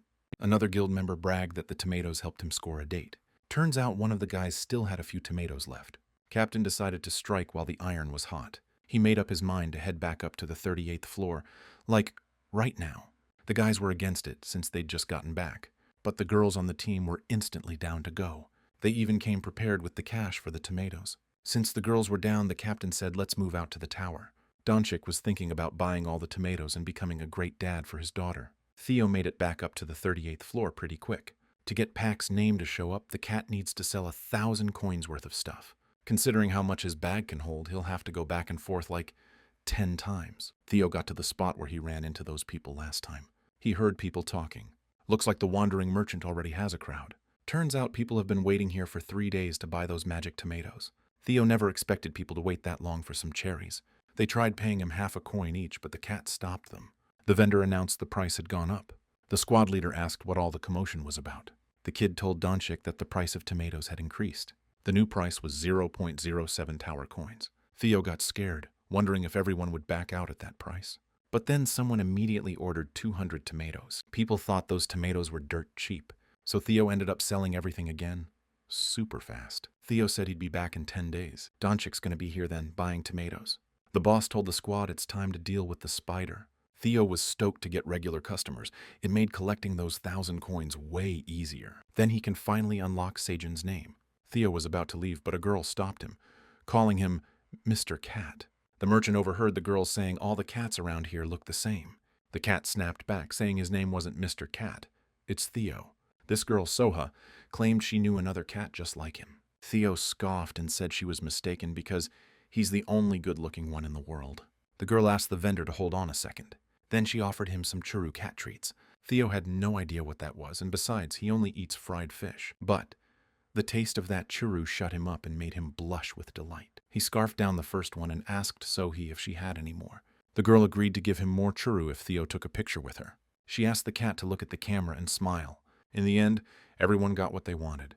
Her friends figured this was the first time anyone brought cat treats to the tower. Sohi was hoping she'd see cute Theo again soon. Theo looked even cuter in the photos than he does in real life. Things in the cave were business as usual. Black Rabbit was learning how to swim. That bunny was catching on to everything super fast. To keep the piranhas out, Pak plugged up the entrance. Sejun decided to teach the rabbit to swim after it almost drowned, jumping in after leveling up. Pak was sure the piranhas had torn the rabbit to shreds back then. Mama Rabbit wasn't feeling too good after that either. The rabbit was still embarrassed about what he did. Pak decided to grab something sweet to eat. The bottle was bone dry. Sejun realized the queen bee hadn't shown her face since they moved. He took a good look at the hive and was in total shock just seconds later. There were tons of bees buzzing all around the hive. Looks like they were her kids. The guy decided he had to congratulate her on the new arrivals. Couldn't show up empty-handed, though. The baby bees noticed Park as he approached the hive. He asked his bee buddy to come out for a second. The farmer added that he had a gift for her. Suddenly, the bees' eyes went blood red. They flew straight at the kid and the rabbits, stingers out. The queen had told the kids they weren't enemies. Pak didn't want the black rabbit to start a fight with them. The bees were getting closer and closer. They buzzed right up to Sejun and just stopped. The kid realized he wasn't being attacked. Looking up, he saw a giant freaking bee. Sejun couldn't believe what he was seeing. No way. Could that be his little bee? System said it's a poison bee queen. She flew closer, and it was clear. It was his bee. Poison bees are insects that hunt prey using venom. That's what the tower guide said anyway. Dragon couldn't find bees acting like this anywhere in the tower's history. Since the bees weren't a threat, Dragon just decided to watch. She kept a close eye on the farmer and the queen in their bubble. Just to be sure, Pa asked if it was really their little bee, and the queen confirmed it. Sejun and the black rabbit were floored by the bee's size and appearance change. The queen looked incredible. Ever since she first tasted the nectar from Sejun's cave, she started smelling completely different. The other bees noticed, and on top of that, she gained weight. The bee realized the queen's attitude towards her had totally changed. The reason was, she could now lay eggs. Once the bee understood this, she decided to set up shop on her own. She picked Sejun's cave thinking it was the safest place, and that's how the bee's new life began. Every day she endured pain in her new home. Eventually, she went through several transformations. So I ended up with this body. She was completely blown away by her new look. Pak congratulated Bumble on becoming the queen bee. Sejun gave Bumble a present. She happily hugged him, which surprised more than just the guy. The farmer even got flustered by his venomous girlfriend's reaction. But the new bees immediately understood the guy's status. They wasted no time and flew over for hugs too. As a result, the rabbits also got some bee attention. A few days passed. Pak woke up to a bunch of rabbits and something was clearly bugging them after that blue moon. He couldn't even pry his eyes open, so the rabbits had to lead him. The rabbits took Pak to a blue carrot. Sejun was shocked something so small could absorb that much moon energy. The guy asked the rabbits if they seriously woke him up for this little thing. The hero decided to yank the carrot out of the ground. The rabbits were staring at the carrot with eyes wide with excitement. The system chimed in, saying it was an agility carrot. It permanently increases your agility stat by 0.05. Harvesting the blue carrot gave him 70 experience points and leveled up his harvesting skill. The crops just hit E+ rank, so the quality's definitely gone up. Sejun gave the carrots to the rabbits and thanked them for their help. The little bunnies were stoked to get it. The sickle-wielding rabbit decided to split it evenly. Papa Rabbit tossed the carrot in the air. His son got into position, ready to catch it. In a split second, that carrot was sliced into perfect pieces. Everyone was happy with the way it was divided up. Park said that was seriously awesome to watch. Looks like the black rabbit's jealous, especially since he only got the carrot end. Farmer went out to harvest those blue tomatoes. This time, under the moon's influence, 5 cherry tomatoes grew. Park handed the tomatoes over to the manager to complete one of the earlier quests. Seijun asked for a reward, but the manager said he'd think about it and decide later. The hero didn't get why the manager needed to think. He could just give out a quest. Park heard Theo's voice. Theo was back, but before he could reach Seijun, he got swarmed by bees. The guy realized the bees saw him as an enemy. He hugged Theo and told them the cat was part of their family. Right after that, Seijun sneezed, having inhaled the merchant's fur. The farmer, thrown by the cat calling him bro, asked why he was suddenly being treated like an equal. First things first, Pak wanted to see the sales numbers. Seeing more coins than before, the guy complimented the cat on his hard work. Turns out that wasn't all. Theo pulled out another sack of cash. The cat demanded to be called salesman again, since he'd killed it. The hero gave him the money and called him employee again, not salesman. Seijun said that to earn the title of salesman, he'd have to really grind. Though Seijun had realized something a while ago, this cat is incredibly useful and important to the farmer. The rustling of a package caught the hero's attention. He saw Theo happily chowing down on some cat treats. The cat was clearly loving it. The farmer asked Theo where he got the churu from. The cat said he got it for taking a picture with a girl. Pak was surprised that the cat got a treat from a girl. Stuff gets into the tower in 2 ways. First, when a person gets sucked inside, their stuff comes with them. Awakened hunters can also bring things into the tower on purpose, but no more than 2 pounds. Usually it's useful stuff, like a hunter phone, a solar-powered phone. It could also be food or cigarettes. Seijun realized that the hunters brought the churu specifically to meet the cat. The hero just had a mind-blowing idea. Seijun was totally feeling himself. He gave Theo this seriously weird look. The cat figured the guy wanted his churu treat. The farmer paused for like a second. Then he just snatched the churu right out of Theo's paws. The merchant was demanding his churu back, saying he earned it fair and square. Park said Theo made a deal and took a picture. And according to the contract, the cat can't make deals without the other party's permission. After that, Park called Theo a salesman and offered to chat about his customers. So Seojin gave Theo a 1-hour vendor pass, but he'll extend it if he does a good job. Theo was stoked to be a vendor again. The farmer sat the cat down in front of the campfire. Then he offered Theo some churu. Theo was one happy cat. Eating that churu was the best feeling in the world for Theo. Park asked vendor Theo if he liked it. Theo requested some grilled fish. The farmer was curious how the cat got up to the 38th floor, dodging all the monsters. Theo replied it was all thanks to his roaming vendor license. He's got to pay for a license every year, or he loses his merchant status. The higher the merchant tier, the bigger the fee, but the better the perks. The license protects you from monster attacks too. The kid asked if Theo could bring hunters to him. The cat couldn't do that since the protection only covers merchants, not the hunters they're with. Plus, the license unlocks shortcuts to get from here to floor 38 in just 5 days. Seijun asked what floor they were on right now. The answer, that they were on floor 99, was mind-blowing. The kid couldn't believe what he was hearing. Theo was surprised the farmer didn't know what floor he was on. The dude couldn't even wrap his head around how that was possible. This news lit a fire of fear under Seijun. He was hoping he was somewhere near floor 38, since Theo's been going back and forth in 10 days. Seijun tried to tell himself this info didn't change anything.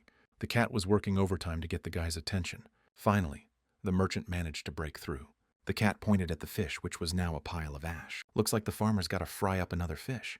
The hero got super bummed knowing hunters hadn't even hit floor 40 yet. Maybe he should just stay here and live in the tower. Seeing Park's spacey look, Theo told him to pay attention so he doesn't burn everything again. That really pissed off the farmer, and he told Theo his time was up. Theo was seriously bummed. Seijun noticed the cat's medallion.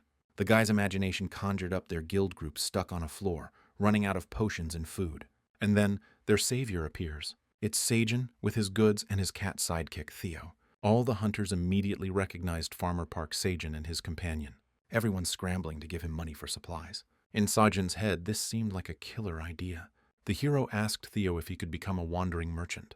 Turns out, only people born in the tower can become traveling merchants. So much for Pak's dreams. Theo chimed in that this rule is set in stone. Seijun's massive yell scared everyone standing nearby. Right then and there, he started cursing the tower, screaming straight up. Everyone stopped working and just stared at the guy. Nobody had ever seen Seijun that pissed off before. Even the admin office picked up some kind of noise. After that, it went dead silent. Pak's scream startled Theo, who asked why his partner suddenly blew a gasket. The hero calmed down and figured he should have been ready for suffering in the tower. If he keeps getting pissed off, nothing good's gonna come of it. Seijun decided he's gonna live every day to the fullest. Meanwhile, back on Earth, They were talking about the tower's cherry tomatoes. Those tomatoes have been getting pretty popular with hunters lately. The girl got those tomatoes from her brother, who works at the Phoenix Guild. The girl asked the guy to check out the item's status window. Michael McLaren, the vice president of Gagel Foods, pulled up the window. He asked what his manager was planning to do with that crappy item. The guy didn't dare try those suspicious-looking tomatoes. The girl pulled up a holographic display with all the info. According to the data, tomatoes boost your metabolism and help you lose weight. McLaren wasn't expecting that. The girl reported that they couldn't figure out the tomato's exact composition, but the test results are insane. The VP asked why she was showing him this, saying she could monopolize the market without him. The girl needed McLaren's failed farming tower project. The guy was surprised she knew about the project and asked where she got her intel. The girl just said the VP should have a chat with his father, the company's president.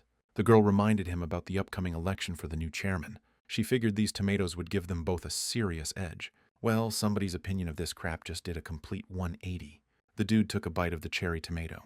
And damn, that tomato was actually really good. After that, the VP was cracking up for a solid while. When he finally calmed down, he asked a question. The girl was out of tomatoes, but McLaren could score some at the tower. Sajin was sketching out his grand plan for life in the tower on the ground. He's decided to get rid of all the hassles they're dealing with here. The guy wants to stock up on supplies and make the cave safer during the blue moon days. Theo says there aren't any monsters nearby, but there's one a little further out. All the cat saw around here was a giant grizzly bear. The guy realized who Theo was talking about. Theo said this bear always stares him down when he walks by. Sejun figured thousands of cherry blossoms would be blooming soon, which probably means the bee population's gonna explode too. Then we can use those poison bees for patrol duty. Plus, Park can get the bees to tie a rope made of onion fibers to something up above. That way the hero can climb out of the cave. Sounded like a solid plan to me. The farmer told Theo he had a job for him. This is a high-stakes mission for seasoned salesmen only. Theo said he could handle any job thrown at him. A few days went by, and Theo was back on the 38th floor. Kat noticed the crowd had gotten way bigger. For a salesman, the more customers, the better the deal. Theo made a sick jump off the mountain right in front of the hunters.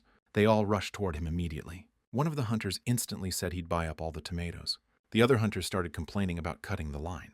Kat addressed the crowd, trying to get everyone to listen up. Theo's changing his sales tactics starting today. Everyone tensed up, waiting for the new rules. Now Theo's gonna sell 500 tomatoes to whoever bids the highest. If you ain't got the cash, get lost. Pack realized his cherry tomatoes were way more popular than he thought. Since the supply's limited and auction's the best way to sell them, Sejun gave Theo some extra assignments. Break time's over, gotta get back to work. A quest popped up with a skill as a reward. The admin wants a tomato honey drink just like Pack was having. Sejun didn't want to mess with that right now because juicing takes time.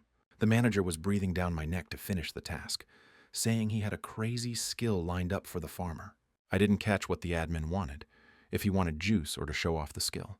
The admin said tower rules were tower rules, complete the quest or no skill for you. Sejun agreed to do the quest. Before that, he suddenly craved tomato juice, so he squeezed it out of 50 cherry tomatoes, added some honey, and split it with everyone. The rabbits loved that juice so much they kept begging for more. But now, it's time for the next step. I started calling it the deadly juice extraction. Once he was done juicing, he called the queen bee for help. She shared her honey. Poison bee honey makes everything taste better. The farmer added the honey to a glass. Tomato juice with a drop of honey was ready to go. The manager was dying for that juice and started flapping her wings in anticipation. The wings thing threw the guy off. The dragon started chugging the juice, clearly enjoying it. The taste was sweet and tangy. The manager sent a notification saying the juice was freaking amazing. Right after that, a quest reward window popped up. He got a level 1 beekeeping skill, locking down the poisonous beehive for him. That skill was seriously unexpected and badass. Now Park could give the bees commands, boosting pollination, honey production, and even the queen's egg-laying speed. He didn't have to worry about the bees following him when he left the cave either. The hero asked the admin if she'd actually listen to his concerns. After that, the guy thanked the admin. The gratitude made the dragon blush. An idea popped into her head. The dragon asked if Park could make her another glass of juice as a thank you. But instead of making juice, Park decided to ask the admin something. He asked if it was true that the admin was a pig with wings. The dragon's eyes flashed with arrogance and rage. She blew up his phone with texts calling him an idiot, a moron, a jerk, and saying he should burn in hell. Then, the chat window just shut down. The hunters were thrown off by the auction format. Dongshik was freaking out because he wouldn't be able to get tomatoes for his sweet daughter. He bid 41 coins. That was literally all the cash he had on him. The commander figured they just needed to win the auction, then the guild could split the tomatoes later. His bid got crushed by someone throwing down 45 coins, and the bidding just kept climbing. Dongshik knew he was tapped out, but his guildmates were just as broke. The new guy just threw down 100 coins. Turns out it was Michael McLaren. In the end, the entrepreneur walked away with 500 tomatoes. The hunters started realizing they couldn't compete with bids like that. Dongshik was completely thrown by the fact that the GAGELVP was here. Standing next to him was one of the hunters from his guild. Dongshik asked the guy what he was doing here. He said his sister asked him to show the VP the cat trading spot. Competition like this couldn't mean anything good. Theo started a new auction. The bidding started at 35 coins. Dongshik raised it to 60. The VP immediately bumped it up to 100 coins. Dongshik started begging his buddies for coin loans. After his second win, McLaren said he'd buy all the lots for 300 tower coins. Dongshik was crushed by the ridiculously high bid. McLaren's goons loaded up all the tomatoes. They were planning to get to the first floor as soon as possible. Theo heard a familiar huntress calling out to him. He recognized her. It was the girl who gave him the charm. Theo was stoked to see her. Only, the cat totally mixed up the letters and called Soha Boha. She offered to take some more pics for some fresh churu. Theo told her he didn't need any more churu. The cat then announced he was craving coffee. Luckily, the girl had some instant coffee on hand. So Theo asked if they had any salt and pepper. The girls had that too. Seojin chimed in, saying if he posed for coffee, salt, or pepper this time, Park would call him a hustler again. Time for some more awesome pics with the wandering merchant Theo. Theo was a total natural in front of the camera.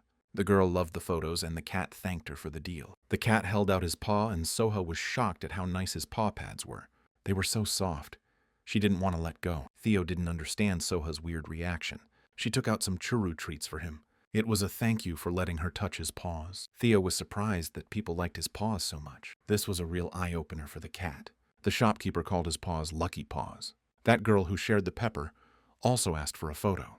Another shot with the adorable Theo. She was about to say something, but the cat shoved his paws at her. He told her to feel his toe beans, and she definitely had to give him a reward for it.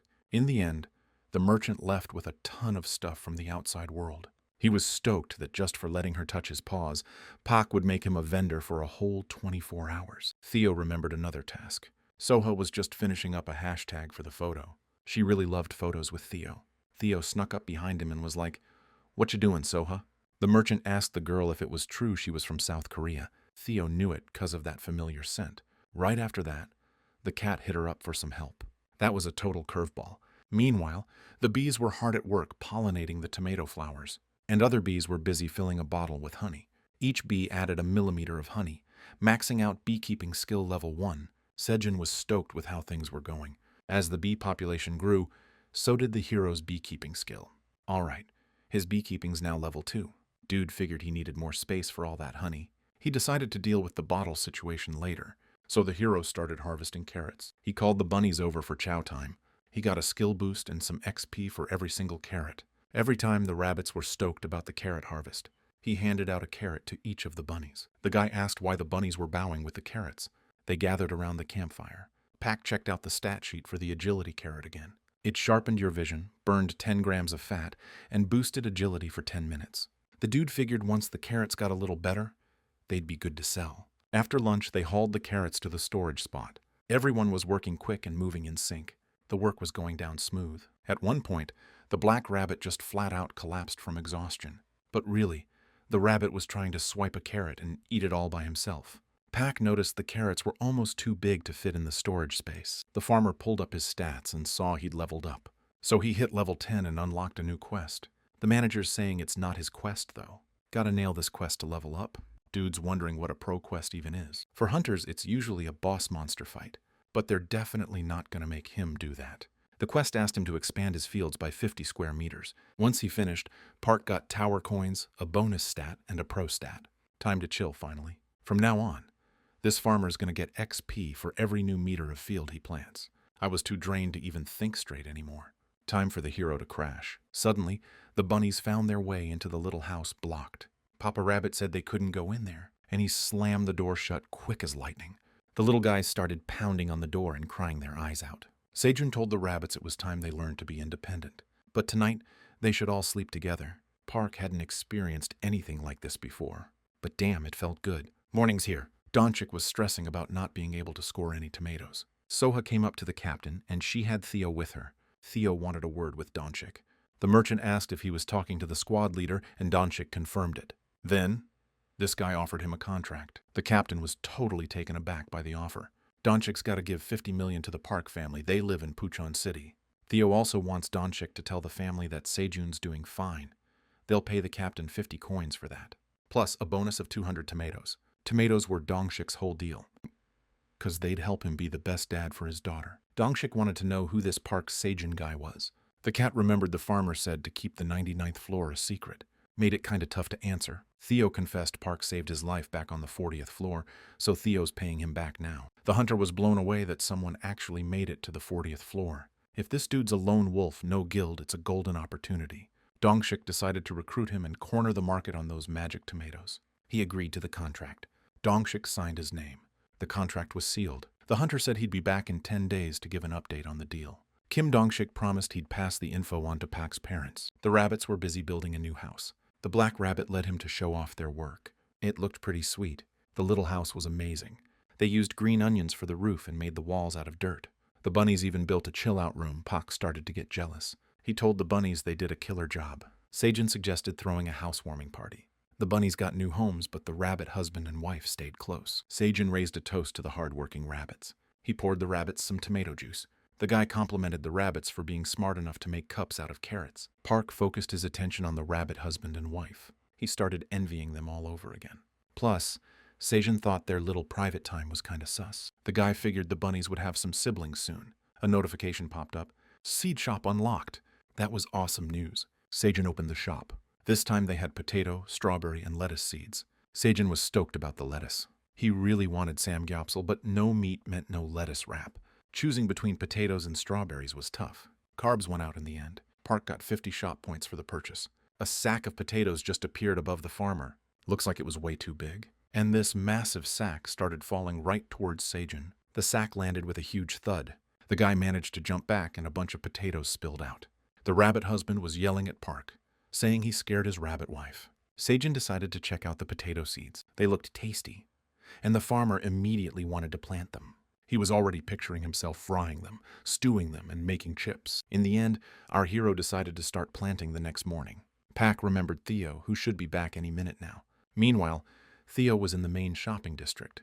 You could see all kinds of tower residents here. It was one of the busiest areas on the whole floor. Theo was gathering up blankets, pillows, and kitchen stuff. He even found something that looked a lot like a frying pan. The vendor wanted 1.6 tower coins for everything. Theo tried to haggle for a discount, so the vendor dropped the price to 1.5 coins. Theo wanted a bigger discount than that. The vendor said he couldn't knock any more off the price. Theo left the stuff with the guy, said he was going to check somewhere else. The vendor stopped Theo. He wasn't about to let him walk away that easy. He offered the goods to Theo for 1.3 coins. Theo said he'd buy it all for 1.2 coins, and the vendor agreed. The cat grabbed the stuff and bolted. The vendor figured he'd met a master negotiator. Then the vendor actually looked at the money. There was a wet paw print left on the barrel. Theo could barely catch his breath. The cat was ridiculously pleased with himself. Finally, he managed to buy something without being a total moron. Sejun taught Theo a couple of tricks. First, always ask for a discount after they tell you the price. If the seller says no, just walk away. But if they stop you, they'll definitely give you a discount. It all played out exactly like the farmer told the cat it would. The cat was totally digging this new shopping technique. He thought of himself as a real hustler, knew how to score a deal. Theo overheard a conversation about items from outside the tower. He knew right away whose voice it was. Julig's pulling his garbage item scam again. No way Theo's letting that goblin run the same con on his watch. The cat spotted some poor newbie already reaching for the junk. But Theo ain't letting anyone else get ripped off like that. Not today. He rounded the corner and called the goblin's name. Theo was beelining it towards Julig, no messing around. The goblin acted like he was stoked to see the merchant back. Theo slapped the goblin's hand away and told the stranger he was dealing with a con artist. Julig took issue with being called a con artist, naturally. Theo pointed at the glass, saying it was never magic, and the goblin was straight up lying about it. Theo chimed in, saying all this goblin stuff was total garbage. Julig was still trying to keep up the honest merchant act. Theo yelled at the guards to arrest the crook. Julig jumped back and shouted at Theo that he wasn't going to let that slide. Then the goblin took off around the corner like a bat out of hell. The newbie merchant thanked him for the help and asked the cat his name. The merchant proudly announced his name. Then he wished the rookie good luck and went about his business. The newbie was giving Theo a real close look. After that, the newbie ordered everyone to show themselves. Someone just jumped off the roof. It was the special ops team. The leader demanded to know why his squad hadn't taken care of the sudden obstacle. The agents apologized, saying they had no idea where the cat came from. Heads bowed, the operatives admitted there was no excuse for their screw-up. The rookie merchant was Agent Zerat from the Traveling Merchants Association's Secret Inspection Unit. Their group had been preparing for Jillig's arrest for months. Zerat demanded 100 written explanations, so his people would understand the magnitude of the mistake they made today. After that, the agent headed straight for headquarters. We launched this investigation because we got flooded with reports about rookies getting scammed. Jillig was getting items from outside the tower, and we needed to figure out if he was getting them legally. Zerath went undercover as a merchant to make a deal, and he was about to bust the goblin. But then that cat showed up and screwed everything up. Now we gotta come up with a new plan and keep an eye on that cat, Theo. Looks like that merchant has some beef with the goblin. Theo was heading back to the cave all smug. Back there, Sejin was showing the rabbit how to slice potatoes. He repeated the motion in the air a few times. The rabbit, with his sickle, did exactly what the farmer showed him. The potatoes were cut into 4 equal pieces. Pack started planting them, and first the rabbit moistens the soil. Then, a piece of potato goes right into the hole. The farmer wanted to increase the number of plants he could grow. He saw this trick on YouTube. For planting the field, the dude got 10 experience points. After that, Pot suggested digging up the sweet potatoes. It had been too long. Sejun asked the rabbits if they knew what to do. The rabbits needed to remove the vines before digging up the crop. The little bunnies really didn't feel like doing that. Black Rabbit was cheering them on. A new notification popped up, saying the Botat growth efficiency had improved. Meanwhile, Black Rabbit was still hashing something out with the brothers. Sejun asked if Black Rabbit really thought planting sprouts was only his job. Park decided not to hog all the planting this time because deadlines are tight. The rabbits got bummed out. Mama Rabbit and Sickle Rabbit got to work. Cart Rabbit was hauling away the cut leaves. Black Rabbit was helping out any way he could. The work was in full swing. The hero had to bust his ass. They ended up planting sweet potatoes on 500 square meters of the field. Pack managed to level up. The rabbit dude made a weird move. The rabbit lady joined in. The little bunnies started dancing and, I swear, singing. It was like they'd been rehearsing this for ages. Then they started walking in circles. Pac had no clue what was going on. Turns out it was a dance of abundance, dedicated to the tower's farmers. That was seriously cute. Pac hoped the dance would help the crops grow. The hero spotted a glow coming from the ground. He peeked inside. The light suddenly got crazy bright. Everyone had to shield their eyes. It was impossible to look. It was a sun potato, a hybrid of pumpkin and sweet potato. It burned 100 grams of fat and made you cold resistant for a whole day. The hero unlocked an achievement for creating a new strain. That was a total surprise. Seju never expected to breed a new variety. Meanwhile, back outside, Dongshik was carrying out Theo's mission. He pulled up to the address. The hunter confidently got out of the car. Kim looked around. It was a totally normal neighborhood. But this was exactly where this Pak Sejun guy lived. Everyone in the cave stared in amazement at the new type of potato. The sun sweet potato leveled him up, gave him experience, and improved the harvest quality. The tower granted the guy exclusive rights to cultivate this type of sweet potato. Sejun thought having that right was awesome. He buried it to make it grow faster. Everyone was dying to taste the new variety. After that, the team kept on harvesting sweet potatoes. They were growing great, and the crops were huge. The work was exhausting, but spirits were high. The workday finally came to an end. For dinner that night, it was fried fish and potatoes. Pack checked to see if the sweet potatoes were done. He tapped one with a stick to test it out. The potato was still burning hot. Everyone started blowing on it like crazy. Finally, the potato was broken in half. This potato smells unbelievably good. The rabbits got to try it first. They weren't expecting it to taste this amazing. The buck rabbit was eating so fast he choked. The tower manager was already salivating, waiting for her share. Pack sent her 10 potatoes. Now he looked at the potato he'd set aside. Sejun asked the sickle rabbit for help. The dragon carefully peeled the potato. This was the last potato left. Now she's dragon food too. The dragon got bummed that his plate was empty so fast. Looking at the orb, the dragon decided to ask for more. At that moment, Park was doing something totally weird. Sejun sliced the potatoes and arranged them on onion leaves. Park figured he'd have to flip the slices a couple more times before they were done drying. He asked the rabbit to slice another sweet potato. The rabbit was doing it all fancy and quick. In a flash, he'd sliced the sweet potato into even, narrow pieces. Now, all that was left was to lay them out on the onion leaves. Good job, Bunny, the guy said, giving the rabbit props. The manager was pissed, thinking the dude was messing with the potatoes for some reason. Pak explained he wasn't wrecking them, just drying them out. He asked the dragon if she knew anything about dried sweet potatoes. Dongshik rang the doorbell. A guy's voice asked, "Who's there?" Kim asked if this was Pak Sejun's address. They heard the sound of locks clicking open.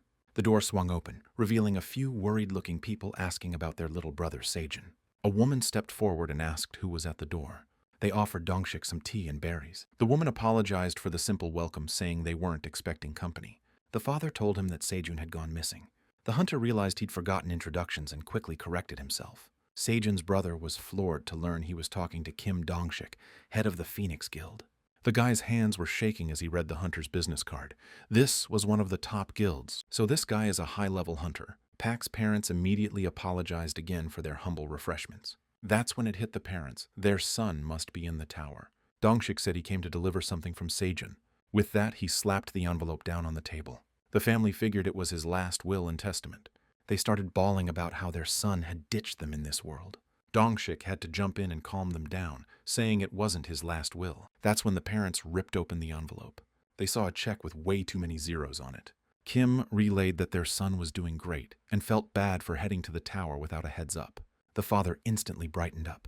His son was a chip off the old block. Pak's mom asked why her son didn't deliver the news himself, and the hunter explained, "Sometimes you can't leave the tower until the quest is done." Dongshik asked for the brother's name. He pressed Sedol about what his parents said, about Sejun being missing. The kid said his brother vanished 5 months ago. Dongshik promised to look into why Sejun's name wasn't in the Hunters Association. No one's reached the 40th floor this fast in the 10 years of the tower's existence. Park's got some serious talent. Sedol asked if their guild could nurture that talent. The old man immediately smacked his youngest upside the head. Dongshik pointed out that being a hunter's life-threatening, and they don't recommend more than one per family. The hunter was getting ready to leave. He was heading home to see his family. Dongshik walked to his car, lost in thought. The important thing is, the contract terms were met. That's what the notification window said anyway. Now he can finally head back home. The hunter's phone lit up with a call from his daughter. Happy Kim asked if his little girl was missing him. Then Dongshik added he had something she really needed. Meanwhile, Theo made it all the way to the 99th floor. The cave was buzzing with activity, like always. Carrots were sprouting in the water tank. Time to plant them in the ground. Pak grinned, seeing how fast the carrot tops were growing. He soaked the leftover rabbit-nibbled greens in water. Once the tops reach a certain height, you can plant the carrots. The roots won't grow, but these scraps will give us seeds. Sejun loved farming. You always see results with this kind of work. The manager asked if the dried sweet potatoes were ready. Sejun decided to go check on the regular potatoes. What he saw put a smile on the guy's face. The potatoes were completely done. The farmer grabbed a single slice. Time to give it a shot. Man, it's been ages since the guy had food like this. The flavor was crazy savory, and it still had that texture and sweetness. Systems throwing up a warning that this stuff could be addictive. While gathering the potatoes, Park decided he definitely had to dry some more of these. The admin's chiming in again. She's begging him to share some of those potatoes right now. Sejun told the admin to hold on a second. The admin didn't want to wait even a second, but she had to. The farmer packed the chips into a bag. He said the gift wrapping for the dried sweet potatoes is ready. Turns out Park used to work as a gift wrapper on the side. This was a gift, since the dragon's going to be trying sweet potato for the first time. Park was surprised the gift hadn't vanished yet, and was starting to think the boss didn't like it. Sejuna was bummed about the administrator's lukewarm reaction. The dragon thought the gift was so cute she blushed. There's no way she could bring herself to eat something like that. And so, another workday began. Park dried 40 sweet potatoes, but they were all gone on day one. The queen bee flew up to our hero. She brought him something. It was corn pollen, or more like a lump of corn pollen. Park realized now that the corn had grown a lot, but for some reason there was no honey in the corn. The hero decided to try the queen's gift. This thing's got to taste good, right? The pollen was a little bitter, but overall it was like candy. The farmer noticed that the other bees were watching him closely. They all flew over and shared their lumps of pollen with him. Just then, Theo came back. He jumped in and saw someone weird and dangerous. The queen was staring down the cat too. Theo announced he was scared of the queen. Puck said he was cool, so the cat decided to sniff him, see if he was really their queen bee. Finally, Theo sneezed real loud. Turns out he's allergic to pollen. Theo said he'd finished all the farmer's errands. Sejun asked about the message for his family. He saw the quest was complete, which meant the news and the cash had already reached his folks. Theo said he'd check the contract fulfillment in a few days, but figures everything's good. The farmer instantly felt a load lifted off his chest. Pak wondered how his family would react when they found out their son was farming with rabbits. Pak figured his younger brother would roast him for it, no doubt. He remembered his parents, too. His mom always setting the table with braised kimchi. Images from the past started flashing through Sejun's memories. The hero felt a powerful wave of homesickness wash over him. The black rabbit put a paw on him. The whole rabbit family and the bees gathered around him. Pak laughed and said that they were all his family, and Theo declared that he was family too. The cat started showing off the stuff he'd brought up from the lower levels. After all the spending, Theo still had 208.8 coins, which blew Sejun's mind. Next thing you know, the cat's dumping a bucket, a frying pan, and a knife out of the bag. The hero was stoked to see some real signs of civilization again. All this stuff was crafted in the tower, and it had descriptions, but Park noticed the maker's name was hidden. The next second, the hero was already giving that dagger the stink eye. This was his first weapon in the tower that actually looked like a weapon. The description didn't give him the full rundown on the dagger. Theo had scored it cheap at some random stall. The admin warned him it was risky using an item without knowing what it does. The admin offered to describe the item for the farmer. Truth is, the admin just wanted an excuse to chow down on some sweet potato fries. Park noticed the dragon got a ton of fries last time too, so Park made a deal and handed over the dagger for analysis. The appraiser gave it the once-over and said it wasn't dangerous. Turns out it was just a practice short sword, B rank. And they even used mithril in the crafting. On top of that, it's a named weapon, apparently. Back home, those things start at like 100 million won. Park was shocked Theo snagged something that rare at a pawn shop. Guess Theo ain't such a clueless chump as he makes out to be. This cat's got a real knack for this, I'm telling you. Sejun couldn't help but notice the cat's cute little toe beans. Meanwhile, up on the 99th floor, an uninvited guest showed up. He was rooting around in the bushes looking for a snack. Then all of a sudden, his nose picked up some tasty smells. This scent was new and definitely worth checking out. Theo was munching on his churu, while the rabbit across from him ate dried sweet potato. Park was playing the role of the ultimate predator. And his prey? The leeks that were just begging to be trimmed. Now the trimming was getting done in seconds flat. Sejun was bragging about how skilled he is with a dagger. Theo was stoked the farmer dug the blade. The farmer didn't call Theo a merchant, and that pissed the cat off. Theo nudged Sejun with his paw. Pak thought he had lucky paws, bringing good fortune. Seriously, the cat was being all cute all of a sudden. Pak plopped Theo on his shoulder and offered him another pack of churu. The cat's plan worked. His paws got to the guy. The cat told Pak to hurry it up since Theo's a busy merchant. Sejun figured the merchant was acting weird. The farmer's face went white and he yanked Theo off his lap. He plopped the cat back down on the ground. Then Pak announced Theo's sales shift was over. Theo begged him to let him sell for longer, so the cat decided to bust out his special move. He dumped everything the hunters gave him out of the bag. The hero's hands started shaking with joy when he saw all the spices. Theo proudly announced that he had tons of gifts from his fans. Theo tasted something that looked like salt. Yeah, it was legit, real deal salt. That pepper was seriously intense and spicy. Theo asked again if he could stay a salesman for a little longer. Stoked, Pak agreed to let Theo be a salesman for 24 hours. A nice smell was coming from the cave, along with the smoke from the campfire. Sejun carefully seasoned the fish with pepper and salt. He was already looking forward to how it would taste. The smell spread throughout the entire cave. Sleepy rabbits came out, drawn by the scent. Sejun invited the rabbits to sit around the fire, saying the food would be ready soon. The guy was about to show off his cooking skills. Pak really outdid himself. Laid out a whole spread here. Grilled fish. And you could choose pepper or salt for seasoning. Turns out, most of the bunnies couldn't handle the pepper. Theo's, still knocked out, time to wake him up. Pak waved the skewer under Theo's nose, but he wouldn't budge. The smell finally got to him, and now the farmer's asking what kind of seasoned fish Theo wants. Theo's like, this human's messing with some divine fish. Bottom line, the cat wasn't feeling the seasoning or the skewers. After that, it was back to the daily grind. Everything's faster with a knife. Sejun was racking up experience and leveling up his skills. All his dagger skills are now boosted by 5%. Sejun handed Theo a tomato branch. The cat couldn't get why a big-shot salesman was out here harvesting. The farmer replied that he was actually a CEO, but still worked. Theo wondered who ranked higher, the CEO or the salesman. Since the CEO was higher up, Theo decided to work even harder. One day, he'd be a CEO too and totally own Park Sejun. Theo announced that his bag was full and it was time for him to bounce. Park reminded him to hit up the blacksmith and lottery corner on the way and buy whatever he wanted. Theo waved his paw and headed out of the cave. Seconds later, the cat was already on the surface. Our hero decided to finish up with the tomatoes on one side and take a break. The hero's skills and abilities leveled up big time. Turns out, our guy just gained a level. Because of that, Almost all of his stats doubled. At that moment, it hit the dude. All the tomatoes in the cave had become D rank. Too bad Theo left with those E rank tomatoes. The cat sensed a weird disappointment on the way. Meanwhile, the administrator walked into the treasure room. She stared at the shimmering figurine of herself. It was crafted from ice from the Blue Penguin Kingdom. Eileen's father, Kaiser Furtani, made the statue. A second later, the figurine was smashed to pieces.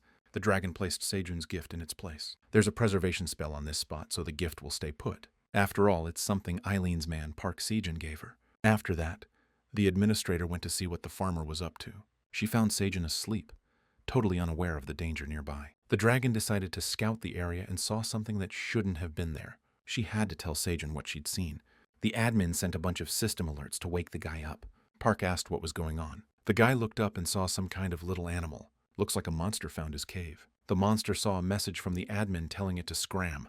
Just then, the ground gave way under its paws. Park and the rabbit took off to help. He was trying to catch the falling monster. The farmer made it just in the nick of time. At first, the hero thought it was a dog. Turns out it was a baby giant brown bear. The little bear was definitely curious about seeing a human. Realizing a bear cub had fallen down was followed by fear, since Park remembered his mama bear real well. The administrator asked why the farmer had caught a baby bear. The dragon demanded the cub be sent back up immediately. His mom's already looking for him. Sejun wasn't sure that kicking the little guy out was the right thing to do. I mean, he's still tiny. What if something happens to him? The administrator said the cub would eat all the food in the cave. While Sejun was talking, the little bear started playing with the black rabbit. The black rabbit was totally digging the bear cub. Just then, some toxic bees buzzed by. The little bear wanted to play with them too. Those little bees immediately saw the bear cub as an enemy. He ran to hide behind Sejun. The farmer had to calm the bees down and show them the bear cub wasn't a threat. Even with tears in his eyes, the little bear was super cute. Sejun turned to the queen bee. He asked her if he could have a little honey. They gave the little bear some honey. Most likely, the cub came to the cave because of the honey smell. The admin sent an angry ellipsis. After that, she added exclamation points to the ellipsis. Puck still read the dragon's message. She demanded he get rid of the cub. The reward would be a pro skill, but if he refused, he'd starve to death. The manager was super pissed about the bear cub.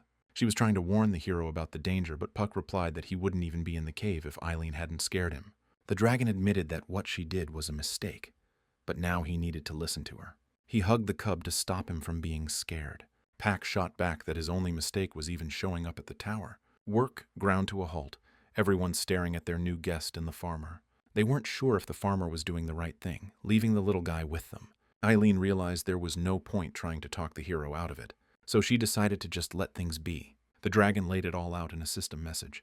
Pack wondered how much that bear cub could eat if the admin was this worried. He picked up the little dude and told him he had nothing to be afraid of. Turns out the little guy was already out cold. The hero laid him down right next to him. Morning's broken. Sejun's out cold, sleeping like a log. Guess he was stressed yesterday, still hasn't woken up. Meanwhile, the little bear's off exploring the cave. Weird noises woke up the black rabbit. He was wide awake in a heartbeat. The rabbit bolted to wake up the others. Sejun woke up, confused by all the commotion. The sleepy farmer went to ask the rabbits what the problem was. Time for Park to wake up and smell the coffee, too. Half-eaten food was scattered all over the cave. It was all veggies from their storage, and the little bear was right there with it. It hit Sejun that this little guy could actually eat all their food. He'd chowed down on tons of potatoes and carrots, but left the tomatoes alone. The cub ran to the farmer, wanting him to save him from the evil bunnies. Lifting the little dude, Sejun felt how much he'd grown. He was back to thinking about starving to death and how bears are gluttons. Park realized he should have listened to the administrator. According to the admin, that bear could put away up to 220 pounds a day. Sujin apologized to the dragon. He just figured the admin was jealous. The dragon thought the most important thing right now was getting the cub back. Park was racking his brain trying to figure out how to do it. Then an idea popped into his head. He made a rope out of onion leaves and tied it around the little bear. The cub had no clue what the dude was doing. The rabbits up top were waiting for the signal. The farmer gave the go-ahead to hoist the cub up. Everyone was pitching in, even the bees. That little guy was heavy for the rabbits, but they actually managed to start pulling him up. The little bear started crying when he realized they were taking him away. Pack gave him a little honey. He told the little guy he had to get back to his mama. The little bear slowly went up. Looks like the little dude understood and waved goodbye. The hero unlocked a seed-gathering skill as a reward for the quest. It boosted the chances of finding better seeds when harvesting. After finishing the rescue, the rabbits, exhausted, went back to the cave. They were all starving, and the food the cub had scattered and eaten bummed them out. But it wasn't a huge deal, since they'd be harvesting again soon and they still had tomatoes. A few days have passed since that whole thing went down. This morning, someone blocked the light to the cave. Turns out it was the bear cub, back again. But this time, he brought his freaking huge mama bear with him. Paku was officially terrified.